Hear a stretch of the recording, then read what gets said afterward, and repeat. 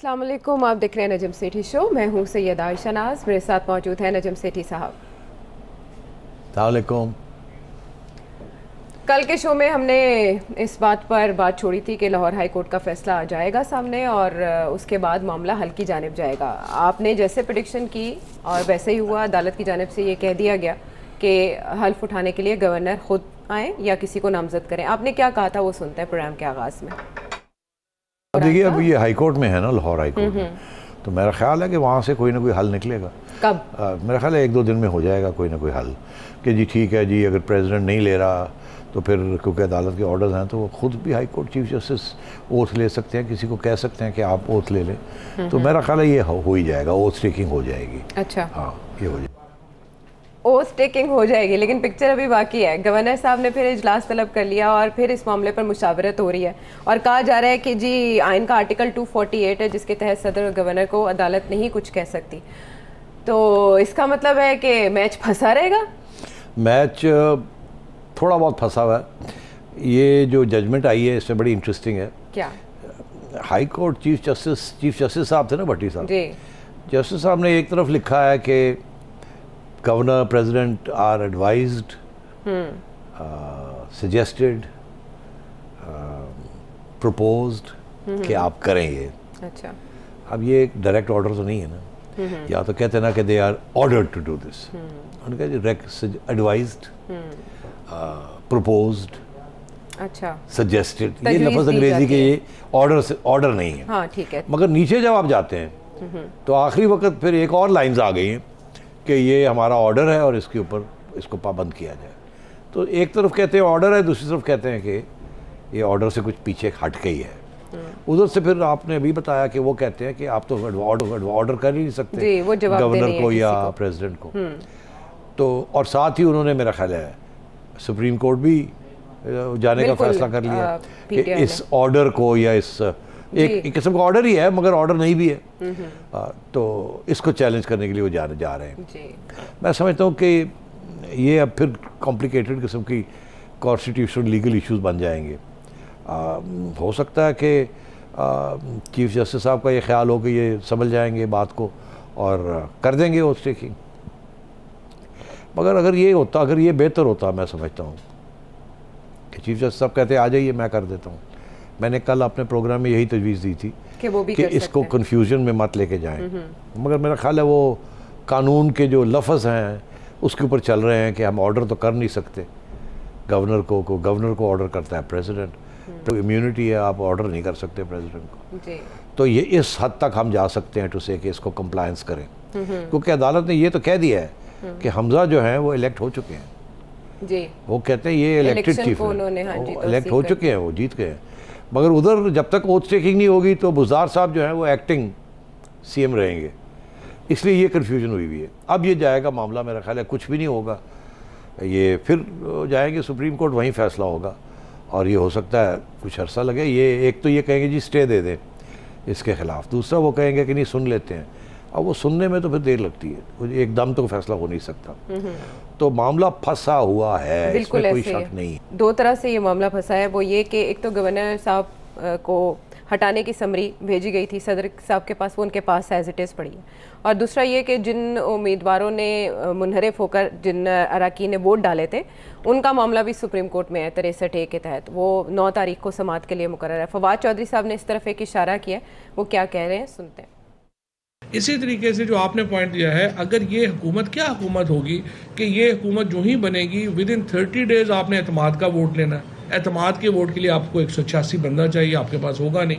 सो ये पंजाब असम्बली जो है ये सस्टेन नहीं करेगी, इसके ऊपर बिल्कुल इस वक्त एक फजूल ये जोर लगा रहे हैं। इस उनकी दलील में तो वजन लगता है। हाँ नहीं, इसमें एक प्रॉब्लम ये है कि वोट ऑफ कॉन्फिडेंस तो ये प्रेसिडेंट गवर्नर के ज़रिए जी कह सकता है, मगर बात यह है कि प्रेसिडेंट साहब ने ऑलरेडी एक रिक्वेस्ट गई हुई है उनके पास जी कि आप गवर्नर को चेंज करें। हाँ जी। हमने ये नया गवर्नर प्रपोज करना। प्रेसिडेंट साहब उसके ऊपर 15 दिन बैठ सकते हैं, फिर 10 दिन और बैठ सकते हैं जी। उसके बाद नहीं बैठ सकते, फिर गैर आइनी बात हो जाती है, फिर वो एक ही वक्त में सुप्रीम कोर्ट फारग कर सकता है।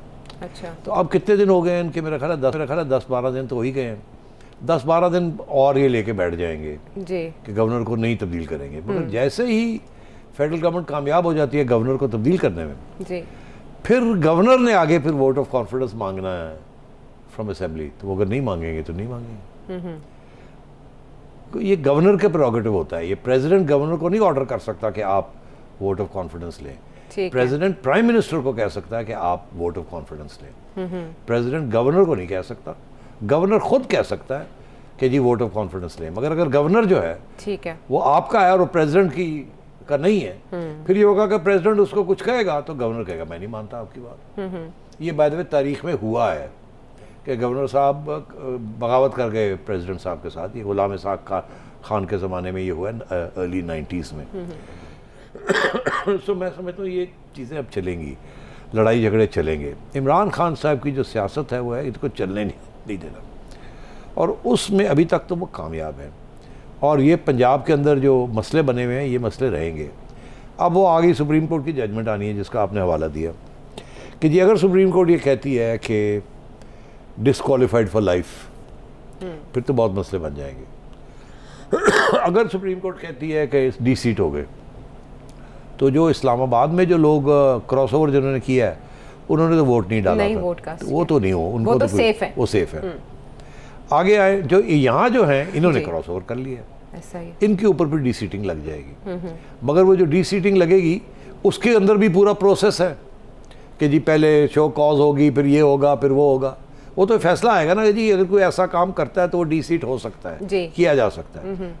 वो ऑलरेडी प्रोसेस चल रहा है, इलेक्शन कमीशन ने कॉल कर रखा है। हाँ, मगर वो प्रोसेस में भी जो इलेक्शन कमीशन, वहाँ भी इलेक्शन कमीशनर बुलाएगी ना, इनको पूछेगी जी, तो वो भी 2-3-4 महीने खींच सकते हैं।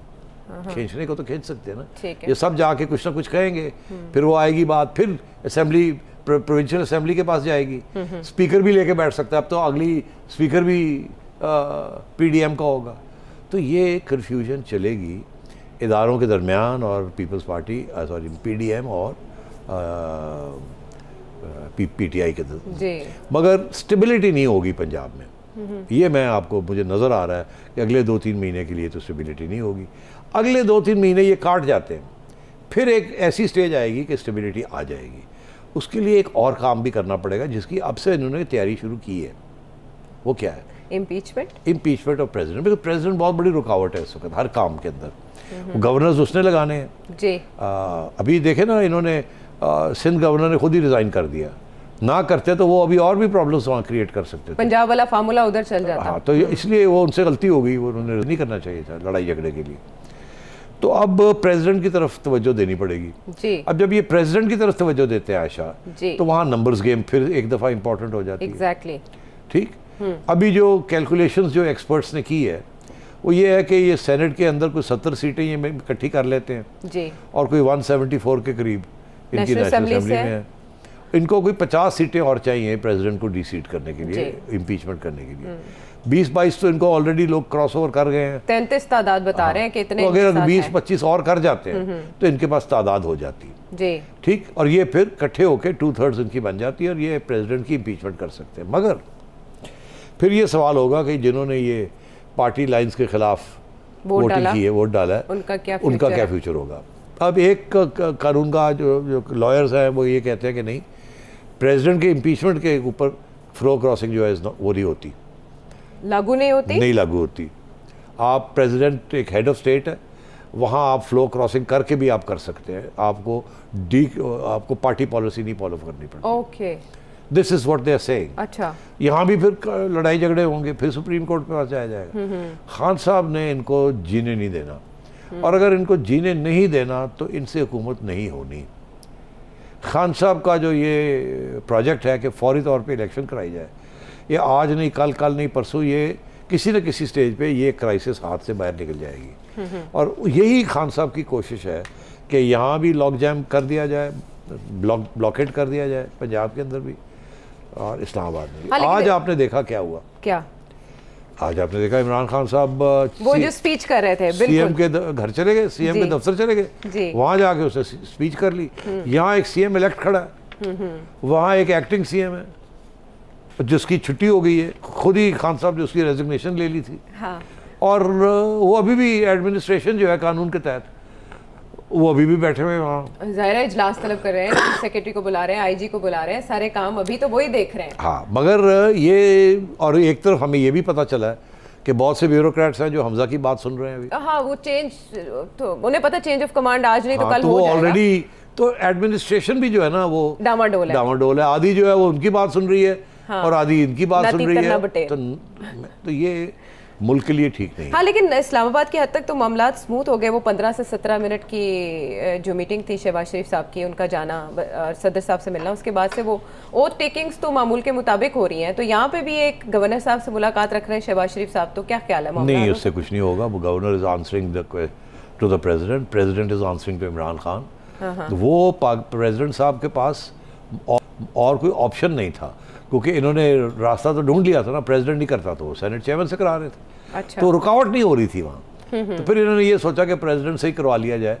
उन्होंने खुद सोचा होगा कि वो प्रेसिडेंट बुरा लग रहा है, ठीक है, वो लगता है ऐसे कि अनकॉन्स्टिट्यूशनल चीज़ें कर रहा है, रास्ते रुक नहीं रहा है इनका, बिकॉज चेयरमैन सेनेट जो है वो तैयार हो गया है ओथ टेकिंग देने के लिए जी। तो इसलिए फिर उन्होंने, यहाँ तो वो सिचुएशन नहीं है। यहाँ गवर्नर के बगैर जब तक हाई कोर्ट ये कहेगा नहीं कि आयशा से आप ओथ ले लें या मेरे से ओथ ले लें या खुद चीफ जस्टिस साहब अपना ओथ दे, उस वक्त तक ये प्रॉब्लम चलेगा। और जैसे ही ये प्रॉब्लम ओथ टेकिंग हो जाती है तो फिर हमजा के हाथ में कंट्रोल आ जाएगा।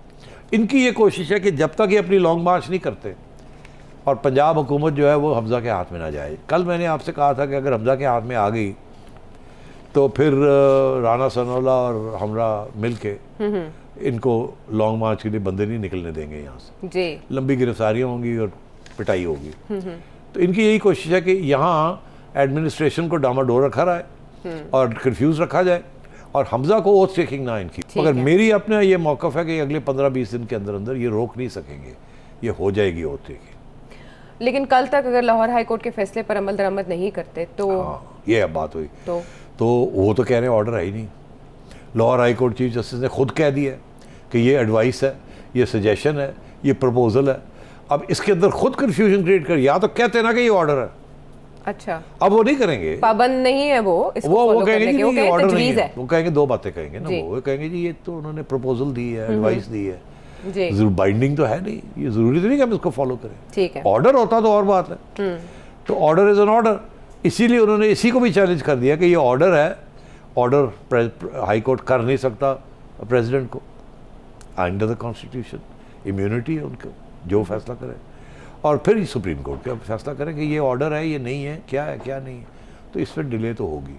अच्छा, मगर कितनी देर तक होगी मैं समझता हूँ 10, 12, 15 दिन हो सकती है। ओके। और ये भी हो सकता है कि सुप्रीम कोर्ट देखे कि ये मुल्क के लिए ठीक नहीं है, फ़ौरन फैसला करना है, 2-3 दिन के अंदर फैसला कर दे, ये आर या पार। ईद से पहले ये करना पड़ेगा। मेरा तो ख्याल करना चाहिए, मगर ये भी हो सकता है कि अब ईद की छुट्टियां आ रही हैं, वैसे ही असेंबली ने नहीं मिलना, सारे घर जा रहे हैं, छोड़ ही दें, आहिस्ता आहिस्ता सबकी बात सुन लें। और फिर वो जो गवर्नर साहब को हटाने की समरी है उसको भी तो तकरीबन 20-25 दिन हो ही जाएंगे तक, और फिर रिप्लेस किया जा सकता है। अगर ईद के बाद ही होना है, 10 दिन के बाद ही होना है, उस वक्त तक तो वैसे ही प्रेसिडेंट साहब अंडर कॉन्स्टिट्यूशनल पोजीशन होगी कि आप चेंज करें। हाँ, ठीक, नहीं तो प्रेसिडेंट के ऊपर प्रॉब्लम बन सकती है। तो ये लगता है सही है मुझे कि ईद के बाद जाके ये मसला हल होगा, क्योंकि अब कितने दिन रह गए हैं, ये छुट्टियां शुरू हो जाएंगी, हफ्ता इतवार, उसके बाद ईद की छुट्टियां हैं, फिर आगे जाके पूरा वीक ही ऑलमोस्ट, क्योंकि 4 दिन की तातीलात की मंजूरी दी गई। ऐसे लगता है कि ये अभी कल और परसों में सुप्रीम कोर्ट हमजा के हक में शायद फैसला ना करे। ठीक है, अलबत्ता अगर ये हाई कोर्ट उस वक्त थोड़ा वाज़ेह कर देता कि ये ऑर्डर है, तो फिर शायद ये इम्प्लीमेंट करवा लेते। तो सिटी साहब, इसमें ये भी तो हो सकता है कि कल तक अगर माजरत करें गवर्नर साहब मजीद के आप नहीं कर सकते, मुझे नहीं कह सकते, ऑर्डर नहीं कर सकते, और तो लाहौर हाई कोर्ट खुद अगर किसी को नामजद कर दें ओथ के लिए, इज दैट पॉसिबल? बिल्कुल, मैं चाहता था कि आज ही हो जाता, ये क्यों नहीं किया? क्यों नहीं किया? पता तो है कि उन्होंने नहीं करना, तो आप ऑर्डर कर देते। अच्छा, कि जी इसको अब आपने वापस आपने उधर चले गए आप गवर्नर के पास और प्रेसिडेंट के पास, और मेरा ख्याल है उनको भी ये एहसास है इस बात का कि ये अगर हम ये डायरेक्ट बात कर देते हैं तो ये चैलेंज हो जाएगी और सुप्रीम कोर्ट में इसको रिवर्स कर दिया जाएगा, तो और ही ना बिस्त हो जाए। तो इसलिए ये कन्फ्यूजन चल रही है, और मेरा ख्याल है ये कन्फ्यूजन अगर ये कर देते तो ओथ वो ले लेता, वो चैलेंज हो जाता, बाद में देखा जाता क्या होता है, एक दफ़ा हो जाए तो फिर रिवर्स होना मुश्किल हो जाता है, पर हुआ नहीं। अच्छा, ब्रेक पे जाने से पहले अदालती मामलात का ही तस्करा हो रहा है, तो मरीम नवाज साहिबा ने जो पासपोर्ट वापसी के लिए दरख्वास्त दी हुई थी वो आखिरकार वापस ले ली, क्योंकि बेंचेस इतने टूट गए, तो क्या वजह बनी, अब वो बाहर नहीं जा रही? देखिए 2-3 चीज़ें यहाँ, पहली बात तो ये कि बेंच क्यों नहीं बन रहे, बनने चाहिए। ये क्या बात हुई, आपने हर बंदा आता है, एक बंदा टिका हुआ है, वो कहता है मैं सुनने के लिए तैयार हूँ, अगला जो आता है कहता है मैं एक्सक्यूज़ करता हूँ। ये एक सियासी जजेस जो है मैं समझता हूँ सियासत कर रहे हैं, ऑनेस्टली प्रेशराइज हो रहे हैं शायद, सियासत ही है ना। फिर भैया आप बैठे, आप एक्सक्यूज़ क्यों कर रहे हैं अपने आप को? आपके कोई रिश्तेदारी है मरियम के साथ कि आप एक्सक्यूज़ कर रहे हैं अपने आप को? ये क्या बात हुई? सुनना चाहिए और फैसला देना चाहिए, या हक में दें या खिलाफ दें, ख़त्म करें बात को। तो लगता है ऐसे है कि ना वो हक में देना चाहते हैं ना वो खिलाफ देना चाहते हैं, तो अपने आप को एक्सक्यूज़ कर रहे हैं। और इसके साथ काफ़ी ह्यूमिलिएशन हो रही ना मरियम की, जी को सुनने के लिए कोई तैयार नहीं है। और ऊपर से टाइम अब आगे, अब जी एक और बेंच बनेगा, अब वो कल जा रहे हैं या आज जा रहे हैं मेरा ख्याल जी, कल की टिकट थी और पिटीशन पे डिसीजन तो हो नहीं सकता कल तक, और इतनी जल्दी सोचा कि छोड़ो पर यार। उससे वैसे भी मैं आपको बताऊं मरियम का बिल्कुल कोई मूड नहीं था। मियां नवाज शरीफ साहब सऊदी अरेबिया नहीं जा रहे थे, कोई चांस नहीं था कि ये मुलाकात होती है अपने वालिद के साथ। और ऊपर से आपने देखा मरियम की जो हमेशा रवैया जो रहा है वो यही रहा है दिलेरी का, मुझे नहीं कोई आपसे कंसेशन चाहिए, मैं यहाँ से नहीं भाग रही, मैं कोई बीमारी की वजह से भी नहीं भाग रही, उनको यहाँ थायराइड का ऑपरेशन करवाना है मगर वो नहीं करवा रही है। वो कहती है ऐसी की तैसी, सफरिंग, बट वो कहती है मैं नहीं करूँगी। हाँ, लेकिन ये भी था कि उम्र की अदायगी के बाद वो लंदन नवाज शरीफ साहब से भी मिलने जा सकती हैं। मैं आपको बताऊं उनको है इशू, और शी मेंशन्ड इट एक प्रेस टॉक में, मगर वो she is sticking, she said मैं ऐसे नहीं करूँगी। तो वो तो एक उन्होंने इमेज बनाया ऑफ आयरन लेडी, ठीक है। और आजकल तो जिस किस्म की वो बातें कर रही हैं वो नेले में दला मार रही है खान साहब को, जो कि शायद और इनके कोई सियासतदान मार नहीं सकते। मरियम जो बातें करती है वो मज़े की बातें करती है, और वो जो लोग आते हैं सुनने के लिए मज़े लेते हैं वो। तो सर इस वक्त सिर्फ खान साहब is not the big actor जी, इस वक्त एक हीरोइन भी चल रही है, हीरोइन चल रहे हैं दोनों जगह। और सिर्फ इमरान खान साहब को नहीं, सदर पाकिस्तान को भी वो तनकीद का निशाना बना रही है, और ये कह रही है कि पाकिस्तान 22 करोड़ आवाम का मुल्क है, आपका डेंटल क्लिनिक नहीं है जहाँ आप आइन के दांत निकालते रहें। ये मरियम साहिबा का कहना है। उन्होंने जो एक बात कही मैं बड़ा इम्प्रेस था। क्या? वो कहती है ये वो कागज लेके फिर रहा है। तो कह रही ना कि कागज लेके वो जो लहराया खत, हाँ यही करते रह जाएंगे आप। हाँ जी, तंज़ तनकीद ज़ाहिर है सियासत का खासा है। अगर आपने मुखालिफिन पे वार करने हैं तो वो इस तरह के बयानात के ज़रिए होते हैं, ख़बरों में जगह पाते हैं और फिर मुखालिफिन जो है वो उसकी जद में आते हैं। ब्रेक के बाद हम वापस आएंगे तो इमरान खान साहब की बात करेंगे कि अब वो क्या इरादा रखते हैं और क्या उनका प्लान है। ब्रेक के बाद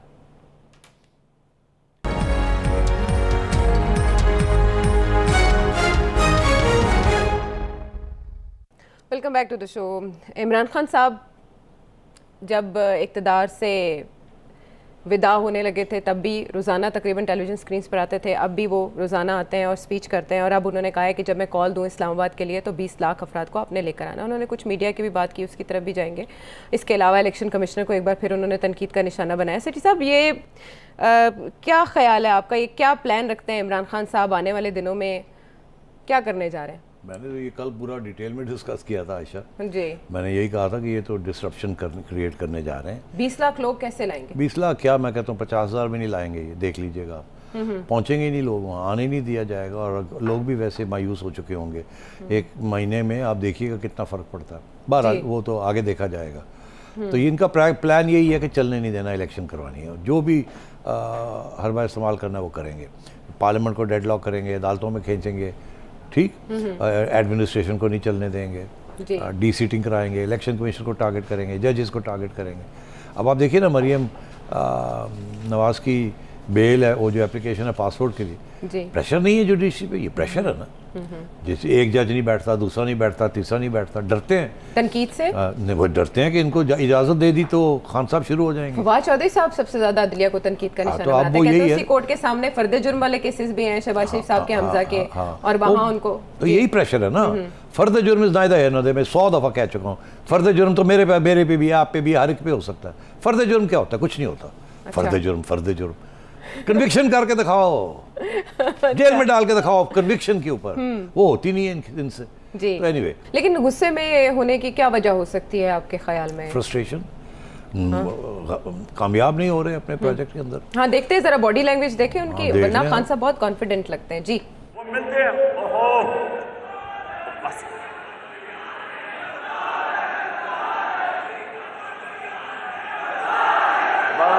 ओहो बस अच्छा, कंट्रोल करो इसको।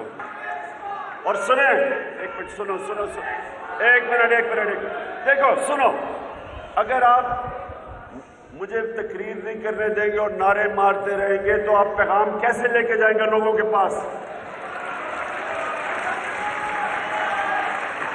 अब आपने गौर से सुनने जो मैंने आपको पैगाम देना है, क्योंकि मैं चाहता हूं कि कम से कम 20 लाख लोग इस्लामाबाद में पहुंचे जब मैं कॉल दूंगा। सर 10-11 लाख की आबादी है सुना इस्लामाबाद की, वो 20 लाख के लिए कॉल दे रहे हैं। लेकिन उन्होंने एक और बात की और शिकवा किया और सवाल पूछा कि मीडिया में ब्लैकआउट किया जा रहा है पाकिस्तान तहरीक इंसाफ का और उसके जलसों का। वो क्या कह रहे हैं और कुछ पूछ रहे हैं, वो क्या है? बाकी चैनल से मैं पूछना चाहता हूं कि कौन आपको धमकी दे रहा है कि तहरीक इंसाफ को ब्लैकआउट करो, और किधर है वो लिबरल जो हमेशा कहते थे जी कि आजादी सहाफत और आजादी राय? मैं आज सिर्फ आपसे सवाल पूछता हूं। लिबरल से भी पूछ रहे हैं, यानी आपसे भी पूछ रहे हैं, लेकिन आप इसका जवाब देंगे मरियम औरंगजेब साहिबा के जवाब के बाद। जी कहते हैं मेरे जमाने में, नहीं कह रहे हैं कि मेरा ब्लैकआउट हो रहा है, मेरा ब्लैकआउट किया जा रहा है, और फिर कह रहे हैं मेरे जमाने में ब्लैकआउट नहीं होता था। आपके जमाने में ब्लैकआउट नहीं होता था? आपके जमाने में ब्लैकआउट नहीं, सहाफियों की पसलियां तोड़ी जाती थी, सहाफियों को गोलियां मारी जाती थी, सहाफियों को अगवा किया गया, सहाफियों के प्रोग्राम्स बंद कराए गए, चैनल्स की बंदिश कराई गई, सहाफियों को जेलों में डाला गया, सहाफियों के ऊपर नैब के केसेस बनाए गए, और आज कह रहे हैं कि मेरे जमाने में ये नहीं होता था। एक तो मीडिया की सेंसरशिप, जो मीडिया रेगुलेटरी अथॉरिटी थी, वो किसके जमाने में आ रही थी इमरान खान साहब? वो आपके जमाने में आ रही थी।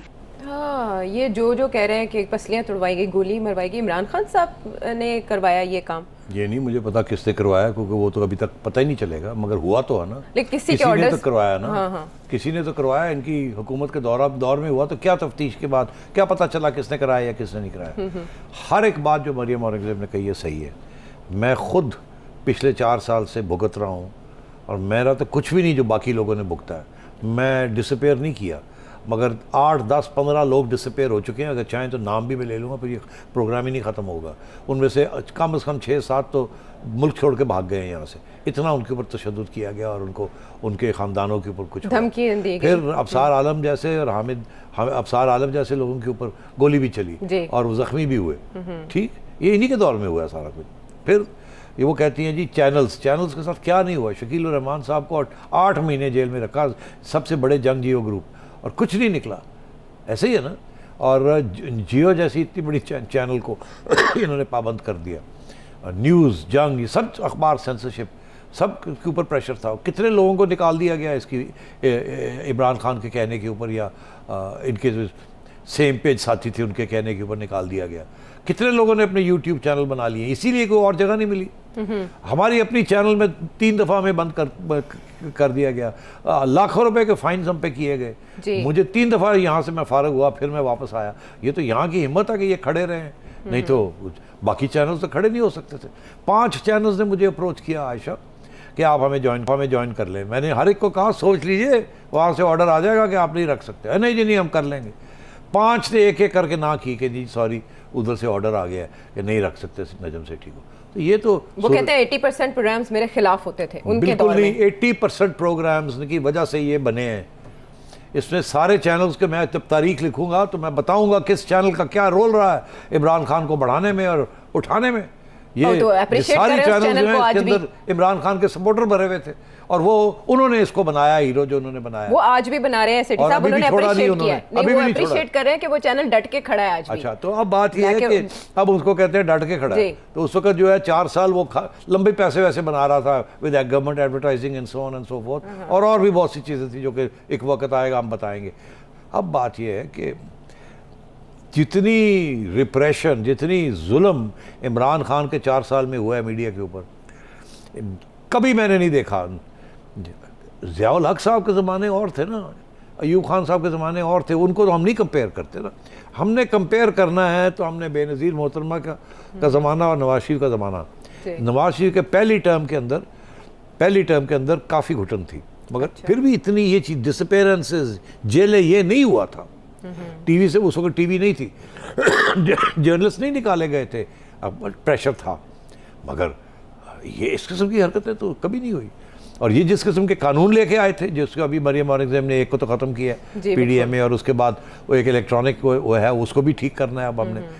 ये तो बिल्कुल एक फाशिस्ट हुकूमत थी और बिल्कुल रोशनी आनी बंद हो गई थी। अब मेरी क्या ज़ुबान खोलते हैं, मैं क्या कहूँ इनके बारे में, कितने झूठी बातें करते हैं ये। हाँ, लेकिन वो ये कहा करते और थे, फिर भी ये झूठ भी हमारे चैनल्स दिखा रहे हैं। हाँ। ये जितना झूठ बोलते हैं हर रोज दिखाते हैं हमारे चैनल। तो ब्लैकआउट का शिकवा क्यों कर रहे हैं? कहाँ उनकी तकरीर नशर नहीं हुई? जाहिर है उनको भी कोई रिपोर्ट देता होगा। उनको तो ये चाहिए कि सारा वक्त मेरे कैमरा मेरे पे ही हो। ये मरियम को क्यों दिखाते हैं, ये शहबाज शरीफ को क्यों दिखाते हैं? उनको तो ये तकलीफ हो रही है। तो वो सोशल मीडिया के जरिए कर तो रहे हैं, अपनी प्रेजेंस दिखा तो रहे हैं। मैंने आपसे पहले कहा कि उनका जो सोशल मीडिया है वो तो मेन स्ट्रीम मीडिया से ज़्यादा पावरफुल है जी। मगर वो कहते हैं नहीं, मेन स्ट्रीम मीडिया भी मेरे हाथ में हो, सोशल मीडिया भी मेरे हाथ में हो, फौज भी मेरी पुलिस बनी हो, पुलिस तो वैसे ही मेरी है, वो तो मतलब वो तो ये चाहता है। तो शुक्र करो इस मुल्क के अंदर अभी भी थोड़ी सी सिविल सोसाइटी में जान है और अभी भी थोड़ी सी अदालतें जो है कभी कभी खड़ी हो जाती हैं। शुक्र करें, नहीं तो ये तो ले गया था सारा कुछ, तबाही की तरफ ले जा रहा था। आई एम सॉरी, अब मुझे आप इमोशनल ना करें। अच्छा, इमरान खान साहब भरपूर दबाव डाल रहे हैं जल्द इलेक्शन के लिए और इलेक्शन की अनाउंसमेंट चाहते हैं, इसीलिए वो 20 लाख बंदा इस्लामाबाद लाने की भी बात करें। लेकिन दूसरी तरफ हम चीफ इलेक्शन कमिश्नर को भी देख रहे हैं कि वो दबाव कबूल नहीं कर रहे और इलेक्शन कमीशन की जानिब से भी ये कह दिया गया कि मुमकिन ही नहीं है अगले साल से पहले इंतखाबात हो सके। उससे पहले सुप्रीम कोर्ट को बता चुके हैं।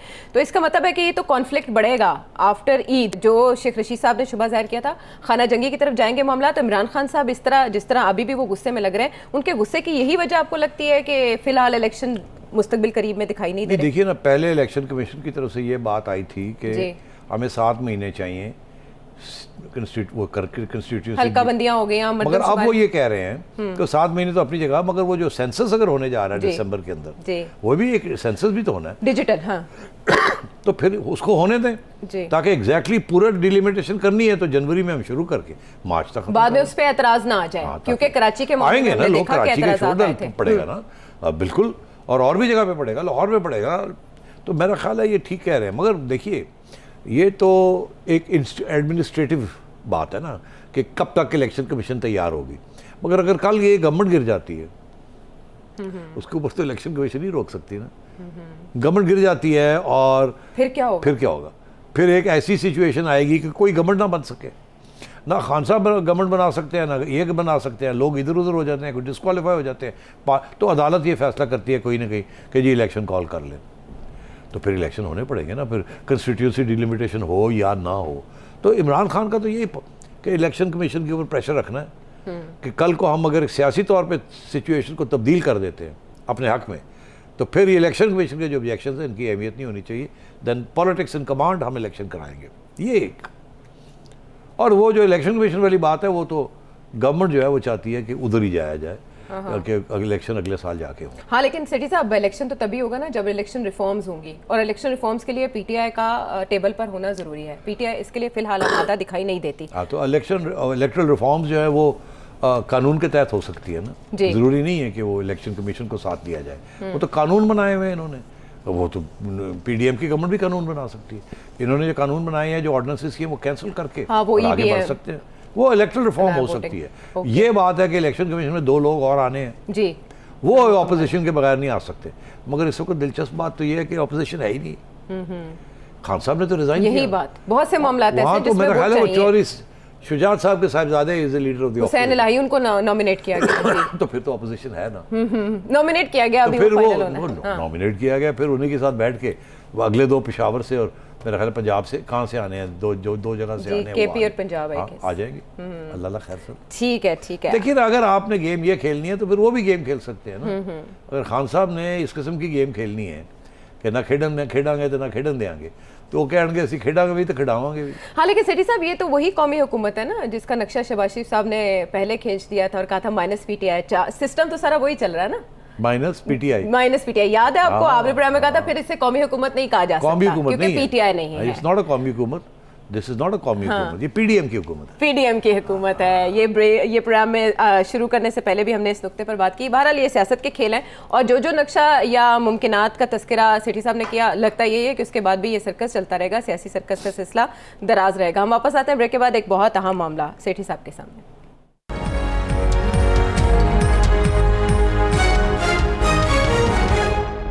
Welcome back to the show. और एक बहुत अहम वाक़या जिसने सबको अफसुर्दा कर दिया और तशवीश की लहर दौड़ गई, यही वजह है कि शहबाज शरीफ साहब ने और उनकी कैबिनेट ने फ़ॉरेन विज़िट भी किया चाइनीज़ कॉन्सुलेट का। कराची यूनिवर्सिटी में होता है ये वाक़या और चाइनीज़ शहरी उसमें निशाना बनते हैं। सेठी साहब, मुहरक़ात क्या हैं इसके और बढ़ते हुए हमलों की वजूहात क्या हैं? देखिए, एक चीज़ तो ये है कि तहरीक तालिबान अफ़गानिस्तान में जो हैं वो तहरीक तालिबान पाकिस्तान के जो घुसपैठिए हैं, जो कि कैंप्स बनाए हुए हैं, उनको रोक नहीं रहे हैं और वो पाकिस्तान के बॉर्डर एरिया के अंदर अटैक्स कर रहे हैं। इसी तरीके के साथ जो बलोच इंसर्जेंसी है, इंसर्जेंसी सेपरेटिज्म होती है, ठीक है, कि अलहदगी पसंद तहरीक होती है, उसको इंसर्जेंसी कहते हैं। जो तालिबान कर रहे हैं वो टेररिज्म है। एक स्टेज ऐसी आती है कि इंसर्जेंसी भी टेररिज्म बन जाती है, जब वो बम शम फाड़ने शुरू कर देते हैं और वो सिविलियंस के ऊपर अटैक करनी शुरू कर देते हैं, दैन इंसर्जेंसी भी टेररिज्म बन जाती है। आमतौर पे इंसर्जेंसी जो होती है वो is against military forces. Kashmir के अंदर जो इंसर्जेंसी है, अलहदगी पसंद तहरीक है ना, वो अलहदा होना चाहते हैं, ठीक है। उन्होंने जो अटैक करते हैं वो फ़ौज के ऊपर अटैक करते हैं, वो सिविलियंस के ऊपर अटैक नहीं करते। यहाँ बलोच इंसर्जेंसी जो है, अब वो पहले उन्होंने टारगेट कर रहे थे सिक्योरिटी फोर्सेस को, अब उन्होंने सिविलियंस के ऊपर अटैक करना शुरू कर दिया, and they are Chinese civilians. तो इसमें अब ओवरलैपिंग शुरू हो गई है बिटवीन इंसर्जेंसी एंड टेररिज्म, कि एक स्टेज ऐसी आई है कि इंसर्जेंसी टेररिस्ट एक्टिविटी कर रही है। तो एक तो पहली बात ये है इसके बारे में। दूसरी बात ये है कि ये 5वीं सुइसाइड अटैक है। आमतौर पर अटैक मजहबी लोग करते हैं, जिन्हें ये उम्मीद होती है या ख्वाहिश होती है कि हमने जन्नत में जाना है, और जो बाकी इंसर्जेंसीज होती हैं वहाँ टेररिस्ट अटैक्स नहीं होती। मगर ये टेररिज्म, इंसर्जेंसी और टेररिज्म का ताल्लुक साउथ इंडिया में और श्रीलंका में हुआ था, जबकि श्रीलंका के अंदर एक सेपरेटिस्ट तहरीक थी साउथ सदर्न स्टेट्स के अंदर, श्रीलंका के अंदर। और इसी तरीके के साथ चेन्नई और उन इलाकों में वही पॉपुलेशन थी तामिल की जो कि टेररिज्म में इन्वॉल्व थे। उन्हीं ने अटैक किया था राजीव गांधी को, आपको याद होगा जी। तो वो भी एक सुइसाइड अटैक थी। तो वो भी insurgency became a terrorist organization. तो अब ये अगला एग्जाम्पल आपको मिला है कि बलोच भी जो है वो भी एक इंसर्जेंसी है, सेपरेटिस्ट इंसर्जेंसी है, जो कि अब सुइसाइड मिशंस की तरफ जा रहे हैं। और बड़ी इंटरेस्टिंग बात यह है कि इस सुइसाइड मिशंस के 2 पहलू हैं। पहला पहलू तो ये है कि ये सप्लाई लाइन सुइसाइड अटैक्स है। अगर सप्लाई लाइन सुइसाइड की नहीं है तो सुइसाइड अटैक्स नहीं हो सकते। अगर आपने लोग तैयार नहीं किए हुए, ठीक है, तो कैसे आप सुइसाइड अटैक्स करेंगे? सबसे ज़्यादा इफेक्टिव तो सुइसाइड अटैक्स होते हैं जी। तो ये जितने लोग इनको ज़्यादा मिलेंगे जो कि अपनी जान देने के लिए तैयार हैं, उतनी ज़्यादा सुइसाइड अटैक्स होंगे। और 5 हो चुकी हैं, 5 सुइसाइड अटैक्स हो चुकी हैं बलोच की तरफ से। It's very important. इसका मतलब सप्लाई लाइन बन रही है। हमने सुना था कि सप्लाई लाइन टीटीपी की है या टीटीए की है, क्योंकि उन्होंने बहुत सी सुइसाइड अटैक्स की थी अमेरिकनों के खिलाफ and so on and so fourth, और हमारे खिलाफ भी। तो अब बात यह है कि ये एक इंसर्जेंसी का नया आपने समझा कि नया एक रुख आ गया। लेकिन उसमें पहले प्रोजेक्ट्स का इंतखाब किया जाता था जहाँ चाइनीज़ काम कर रहे हैं। आपकी बात जी, अब वो चाइनीज़ को अटैक कर रहे हो, लेकिन पहले प्रोजेक्ट्स होते थे। अब एक हमें सॉफ्ट टारगेट थोड़ा दिखाई दे रहा है, वो हार्ड टारगेट्स है। शायद वहाँ सिक्योरिटी बढ़ा दी गई है, बट यहाँ हम देख रहे हैं कि सिक्योरिटी उस तरह से नहीं थी। और वो टीचर्स थे, नहीं टीचर्स हों या ना हों जी, वो चाइनीज़ जो हैं दे आर प्रोजेक्ट्स। वो चाइनीज़ को प्रोजेक्ट समझते हैं, ये नहीं समझते कि वो सिपेक था और ये पढ़ाई लिखाई हो रही है। नहीं, वो कहते हैं कि चाइना का यहाँ होना ही जो है उसका ताल्लुक सिपेक के साथ है, और सिपेक का ताल्लुक जो है वो बलूचिस्तान के साथ है और अफगानिस्तान के साथ है। और इसमें इसीलिए अब लोग ये कहते हैं कि क्योंकि सबसे ज़्यादा ऑपोजिशन सिपेक इंडिया से आ रही है ना, अमेरिका और इंडिया और अपोज टू सिपेक जी। तो इसका ये मतलब है कि जो सिपेक के ऊपर जो टारगेटिंग हो रही है, वो जो वो बलोच कर रहे हैं या वो टीटीए कर रही है, टीटीपी कर रही है, तो जाहिर है कि ये कहना ये है कि इनको फिर असिस्टेंस मिल रही है फ्रॉम इंडिया जी। क्योंकि अगर इनको असिस्टेंस ना मिले तो इस किस्म की ट्रेनिंग और इस किस्म की फैसिलिटीज़ और वेपन्स और ऑर्गेनाइजेशन, ये फिदाइन टाइप ऑफ अटैक्स होने शुरू हो गए जी। हैं। ये डोंट अंडर एस्टिमेट दिस। ये जैसे फ़लस्तीन के अंदर अटैक्स होते थे, अब यहाँ उसी किस्म की ऑर्गेनाइजेशन, ये पहली दफ़ा हमने ये देखा है। ये कबायली लोग, इतना आसान नहीं होता उनके लिए, और वो भी पढ़े लिखे, हाईली अब एजुकेटेड। आप देख लीजिए ये साहब जो थे, ये मैंने सुना ये शारी बलोच खातून। हाँ, जी। तो और वो साहब जो बोल रहे हैं, जो मास्क पहन के जो बता रहे हैं कि BLA ने ये किया है और हम ये टारगेट कर रहे हैं चाइनीज़ को, तो इसके पीछे ये मतलब है कि इंडिया का हाथ भी है, क्योंकि इंसर्जेंसी अब उस तरफ जा रही है। तो चाइनीज़ रिस्पॉन्स सेठी साहब? अब आइए, मैं चाइनीज़ से पहले मैं और थोड़ी सी बात करना चाहता हूँ। मैं एक बड़े सीनियर पुलिस अफसर से पूछ रहा था ये, तो मैं चाहूँगा कि ये बात आगे भी बिल्कुल बढ़े। बिल्कुल। तो आप मुझे इजाज़त दें, मैं 2-3 और पॉइंट ना चाहता हूँ, फिर चाइनीज़ के ऊपर आते हैं, और बहुत इंपॉर्टेंट है वो बात। यह है कि अब आगे कैसे क्या करना है। अब आगे ये है कि पहले हमारे जो काउंटर अटैक्स होते थे, हमारी जब ये अटैक्स होते थे तो हमारी इंटेल ऑपरेशंस होते थे कि वो आते थे, हमारे लोग एरिया छांटते थे, देखते थे ये यहाँ आए हैं, यहाँ से यहाँ गए हैं, उनको चेस करके कोई अटैक किया उनको, और फिर वो चले जाते थे बॉर्डर क्रॉस करके। तो ये स्टेज थी, मगर हमने कहीं भी अपने पोस्ट्स नहीं बनाए, हमने कोई गढ़ के कोई बिल्डिंग्स नहीं बनाई ताकि इनको उस एरिया के अंदर जहाँ ये आते हैं जाते हैं वहाँ निगरानी की जा सके। निगरानी की वो हमने नहीं किया। अच्छा। जब ये करते थे तो हम आते थे काउंटर करने के लिए, उस वक्त तक ये निकल जाते थे। कभी कभी हम इंतज़ार में, अगर इंटेल मिल जाती थी तो इंतज़ार में बैठे होते थे, वो आ रहे हैं तो उनको अटैक करना, मगर हमारे काउंटर अटैक ऑपरेशन कामयाब नहीं हुए इनके खिलाफ। अच्छा। इसीलिए हमारे काउंटर ऑपरेशन TTP के खिलाफ नहीं हुए, और अब हम पे ये इल्ज़ाम लग रहा है कि क्योंकि हम इनको, हमारे पास इतनी इंटेलिजेंस नहीं है कि ये आते हैं इनको हम रोकें या ये मार के चले जाते हैं इनको पकड़ें। अब हमारे पे इल्ज़ाम ये है कि हम इनके कैंप्स को अटैक कर रहे हैं बाय एयर। ओके। ये इसी के ऊपर शोर पड़ा हुआ है, और आपके तल्लुकात अफगानिस्तान से ख़राब होने जा रहे हैं। बस अफगानिस्तान की जो हुकूमत है तालिबान की, वो TTP को प्रोटेक्ट करना चाह रही है, उसको तबाही की तरफ नहीं ले जाना अपने ज़ाती मफाद के लिए। और इधर बलोच जो है जी, यहाँ भी वही सूरत हाल है, वो इनको नहीं रोक रहे। इनके सारे कैंप्स अफगानिस्तान में है, क्यों नहीं हुकूमत रोकती, वहाँ की नहीं रोकती।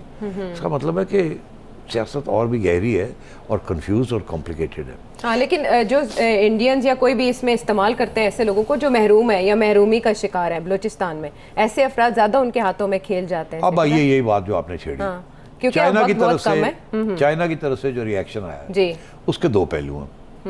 पहला तो उन्होंने ये कहा कि जी आपकी सिक्योरिटी बेहतर होनी चाहिए, ठीक है जी, मगर उन्होंने एक और बात भी कही है, क्या?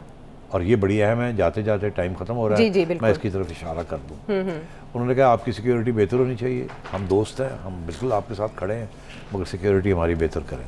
दूसरी बात ये, उन्होंने कहा कि जो रूट कॉज है ये मसले की, इंसर्जेंसी की और टेररिज्म की, आप उसकी तरफ तवज्जो नहीं दे रहे, ये उन्होंने कहा। अब रूट कॉज को आप उर्दू में तर्जुमा करें, बुनियादी मसला जो है, जो बुनियादी मसला टेररिज्म हो क्यों रही है, जी, इंसर्जेंसी हो क्यों रही है।